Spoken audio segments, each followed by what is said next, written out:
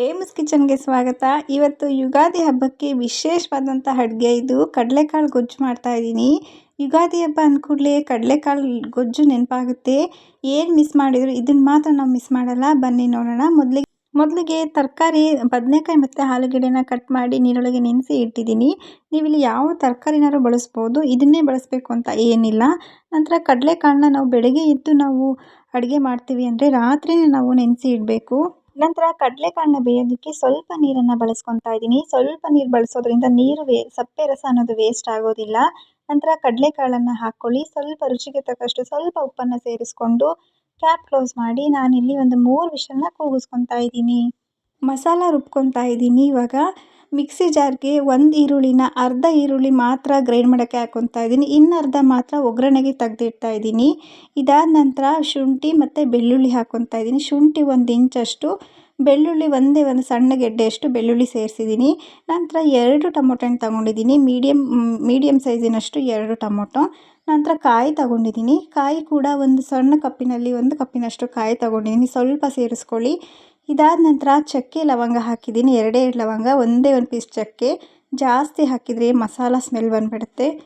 ನಂತರ ಗಸಗಸೆ ಒಂದು 1/4 ಚಮಚದಷ್ಟು ಅಷ್ಟೇ, ಅದರಲ್ಲಿ ಸ್ವಲ್ಪ ಸೇರಿಸಿದ್ದೀನಿ. ಸ್ವಲ್ಪ ಕೊತ್ತಂಬರಿ ಸೊಪ್ಪನ್ನು ಸೇರಿಸ್ಕೊಳ್ಳಿ. ಇದಾದ ನಂತರ ಧನಿಯಾ ಪುಡಿ 2 ಚಮಚದಷ್ಟು ಸೇರಿಸಿದ್ದೀನಿ ಮತ್ತು ಖಾರದ ಪುಡಿ 1/4 ಚಮಚದಷ್ಟು ಸೇರಿಸಿದ್ದೀನಿ. ಇನ್ನೂ ಹೆಚ್ಚು ಖಾರ ಬೇಕು ಅಂದರೆ ನೀವು ಸೇರಿಸ್ಕೋಬೋದು. ಸಾಂಬಾರು ಪುಡಿನೂ ಕೂಡ ನೀವು ಬಳಸ್ಕೊಬೋದು. ಇದಾದ ನಂತರ ಸ್ವಲ್ಪ ನೀರನ್ನು ಸೇರಿಸ್ಕೊಂಡು ನುಣ್ಣಗೆ ರುಬ್ಕೊಂಬನ್ನಿ. ಇಷ್ಟು ಮಸಾಲ ಹಾಕಿದರೆ ಸಾಕು, ನಮಗೆ ಜಾಸ್ತಿ ಮಸಾಲ ಅನಿಸೋದಿಲ್ಲ. ಇದಾದ ನಂತರ ನೋಡಿ, ಕಾಳು ಕೂಡ ಬೆಂದಿದೆ. ಇಷ್ಟು ಚೆನ್ನಾಗಿ ನಾವು ಬೇಯಿಸ್ಕೊಂಡ್ರೆ ನಮಗೆ ಬೇಗ ಅಡುಗೆ ಆಗೋಗುತ್ತೆ ನೋಡಿ. ನಂತರ ಒಗ್ಗರಣೆಗೆ ಸ್ವಲ್ಪ ಎಣ್ಣೆ ಹಾಕಿದ್ದೀನಿ. ಎಣ್ಣೆ ಕಾದ ನಂತರ ಸಾಸಿವೆ ಸಿಡ್ದಾದ್ಮೇಲೆ ಅರ್ಧ ಈರುಳ್ಳಿ ಕಟ್ ಮಾಡಿ ಸೇರಿಸಿದ್ದೀನಿ. ಸ್ವಲ್ಪ ಕರ್ಬೇವಿನ ಸೊಪ್ಪನ್ನು ಹಾಕಿದ್ದೀನಿ. ಈರುಳ್ಳಿ ಸ್ವಲ್ಪ ಸಾಫ್ಟ್ ಆದ ನಂತರ ಸಣ್ಣದಾಗಿರೋ ಒಂದು ಟೊಮೊಟೊ ಹಣ್ಣನ್ನು ಸಣ್ಣದಾಗಿ ಕಟ್ ಮಾಡಿ ಸೇರಿಸ್ಕೊಳ್ಳಿ.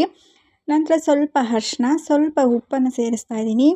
ಎಲ್ಲನೂ ಕೂಡ ಚೆನ್ನಾಗಿ ಮಿಕ್ಸ್ ಮಾಡಿ ಒಂದು 2 ನಿಮಿಷ ಹಾಗೆಯೇ ಬಿಟ್ಬಿಡಿ. ಟೊಮೊಟೊ ಕೂಡ ತುಂಬ ಸಾಫ್ಟ್ ಆಗಿದೆ. ಇದಾದ ನಂತರ ತರಕಾರಿಯನ್ನು ಸೇರಿಸ್ತಾ ಇದ್ದೀನಿ. ಆಲೂಗಡ್ಡೆ ಮತ್ತು ಬದನೆಕಾಯಿ, 2 ಬದನೆಕಾಯಿ ತೊಗೊಂಡಿದ್ದೀನಿ. ಒಂದು ದೊಡ್ಡದಾಗಿರೋ ಆಲೂಗಡ್ಡೆಯನ್ನು ತೊಗೊಂಡಿದ್ದೀನಿ. ನೀವಿಲ್ಲಿ ಹೂಕೋಸು ಮತ್ತು ಸೀಮೆ ಬದನೆಕಾಯಿ, ಕ್ಯಾಪ್ಸಿಕಮ್ಮು ಇಂಥ ತರಕಾರಿಗಳನ್ನು ಕೂಡ ಹಾಕಿ ಮಾಡ್ಬೋದು. ಈಗ ಎಲ್ಲನೂ ಕೂಡ ಚೆನ್ನಾಗಿ ಮಿಕ್ಸ್ ಮಾಡ್ಕೊಳ್ಳಿ. ಮಿಕ್ಸ್ ಮಾಡಿಕೊಂಡು ಆಲೂಗಡ್ಡೆ ಬದನೆಕಾಯಿನ ಒಂದು 2 ನಿಮಿಷ ಹಾಗೆಯೇ ಎಣ್ಣೆಯಲ್ಲಿ ಹುರ್ಕೊಳ್ಳಿ. ಇದಾದ ನಂತರ ರುಬ್ಬಿದ್ವಲ್ಲ ಮಸಾಲ, ಅದನ್ನು ಸೇರಿಸ್ಕೊತಾ ಇದ್ದೀನಿ. ಮಸಾಲ ಹಾಕಿದ ನಂತರ ಜಾರಿಗೆ ಸಪ್ಪೆ ರಸ, ನಾವು ಕಾಳನ್ನ ಬೇಯಿಸಿರುವಂತಹ ನೀರನ್ನು ಸ್ವಲ್ಪ ಸೇರಿಸಿ ನೀವು ಸೇರಿಸ್ಕೊಳ್ಳಿ. ನೀರನ್ನು ಯೂಸ್ ಮಾಡಬೇಡಿ, ಟೇಸ್ಟ್ ಚೆನ್ನಾಗಿ ಬರೋದಿಲ್ಲ. ಜಾಸ್ತಿ ನೀರನ್ನು ಕೂಡ ಹಾಕಬೇಡಿ, ಯಾಕೆಂದರೆ ನಮಗೆ ಗೊಜ್ಜು ಆ ಥರ ಬೇಕಾಗಿರೋದ್ರಿಂದ ಜಾಸ್ತಿ ನೀರು ಹಾಕಿದ್ರೆ ಸಾಂಬಾರು ರೀತಿ ಆಗೋಗುತ್ತೆ. ಹಾಗಾಗಿ ಸ್ವಲ್ಪ ನೀರನ್ನು ಬಳಸ್ಕೊಳ್ಳಿ. ಈಗ ಒಂದು ಕುದಿ ಬರ್ತಾ ಇದೆ. ಒಂದು 5 ನಿಮಿಷ ಚೆನ್ನಾಗಿ ಕುದಿಸ್ಕೊಳ್ಳಿ. ಮಸಾಲ ಸ್ವಲ್ಪ ವಾಸನೆ ಹೋಗೋವರೆಗೂ ಒಂದು 2 ನಿಮಿಷ ಚೆನ್ನಾಗಿ ಕುದಿಸ್ಕೊಳ್ಳಿ. ಇದಾದ ನಂತರ ಕಡಲೆಕಾಳನ್ನು ಸೇರಿಸ್ಕೊತಾ ಇದ್ದೀನಿ. ನಾವು ಸ್ವಲ್ಪ ನೀರನ್ನು ಬಳಸೋದ್ರಿಂದ ಆ ನೀರು ಕೂಡ ವೇಸ್ಟ್ ಆಗೋದಿಲ್ಲ. ಕಡಲೆಕಾಳನ್ನು ಸೇರಿಸ್ಕೊಂಡು ಚೆನ್ನಾಗಿ ಮಿಕ್ಸ್ ಮಾಡಿ ಒಂದು ಕುದಿ ಬರೋವರೆಗೂ ಬಿಟ್ಟು ಕ್ಯಾಪ್ನ ಕ್ಲೋಸ್ ಮಾಡಿ ಒಂದು 2 ಕೂಗಿಸ್ಕೊಳ್ಳಿ. ನಾವು ಮುಂಚೆನೇ ಕಾಯಿ ತುರಿನೂ ಕೂಡ ಸೇರಿಸಿ ನೀವು ಆವಾಗಲೇ ಹಾಕೋಬೋದು. ಯಾಕೆ ಜಾಸ್ತಿ ಬಂದರೆ ಟೇಸ್ಟ್ ಸಿಗೋದಿಲ್ಲ ಕಾಯಿ, ಅದಕ್ಕೋಸ್ಕರ ನಾನು ಲಾಸ್ಟಲ್ಲಿ ಸೇರಿಸ್ಕೊತೀನಿ. ತುಂಬ ಚೆನ್ನಾಗಿರುತ್ತೆ ನೋಡಿ. ಇವಾಗ ಎಲ್ಲ ಕೂಡ ಚೆನ್ನಾಗಿ ಬೆಂದಿದೆ. ಎಲ್ಲ ಕೂಡ ಒಮ್ಮೆ ಚೆನ್ನಾಗಿ ಒಂದು ಮಿಕ್ಸ್ ಮಾಡಿಕೊಂಡು ಕಾಯಿ ತುರಿಯನ್ನು ಸೇರಿಸ್ಕೊತಾ ಇದ್ದೀನಿ. ಈ ಪಲ್ಯಕ್ಕೆ ಇದೇ ಮೇಯ್ನು. ಕಾಯಿ ತುರಿ ಹಾಕಿದ್ರೇ ನಮಗೆ ರುಚಿ ಸಿಗೋದು, ಹಾಗೆಯೇ ಅಷ್ಟೇ ರುಚಿ ಚೆನ್ನಾಗಿರೋದು. ಇದಾದಮೇಲೆ ಒಂದು 2-3 ನಿಮಿಷ ಚೆನ್ನಾಗಿ ಕುದಿಸ್ಕೊಳ್ಳಿ, ಬೇಯಿಸ್ಕೊಳ್ಳಿ ಅಷ್ಟೇ.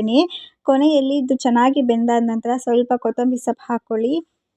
ಕೊತ್ತಂಬರಿ ಸೊಪ್ಪು ಹಾಕಿದ ಮೇಲೆ ಜಾಸ್ತಿ ನಾವು ಬೇಯಿಸಬಾರ್ದು. ಗ್ಯಾಸ್ನ ಆಫ್ ಮಾಡಿಕೊಂಡು ಒಂದು ಚೆನ್ನಾಗಿ ಮಿಕ್ಸ್ ಮಾಡ್ಕೊಳ್ಳಿ ಅಷ್ಟೇ. ನಮಗೆ ಪಲ್ಯ ರೆಡಿ ಆಯಿತು. ತುಂಬ ಚೆನ್ನಾಗಿರುತ್ತೆ. ಹಬ್ಬದಲ್ಲಂತೂ ಇದಂತೂ ಮಿಸ್ ಮಾಡಲೇಬೇಡಿ. ನೀವು ಕೂಡ ಖಂಡಿತ ಒಮ್ಮೆ ಟ್ರೈ ಮಾಡಿ ನೋಡಿ. ನಿಮಗೆ ಈ ರೆಸಿಪಿ ಖಂಡಿತವಾಗ್ಲೂ ಇಷ್ಟ ಆಗಿದೆ ಅಂತ ಅಂದ್ಕೊಂಡಿದ್ದೀನಿ. ಇಷ್ಟ ಆಗಿದರೆ ಸಬ್ಸ್ಕ್ರೈಬ್ ಮಾಡಿ, ಸಪೋರ್ಟ್ ಮಾಡಿ. Thank you for watching.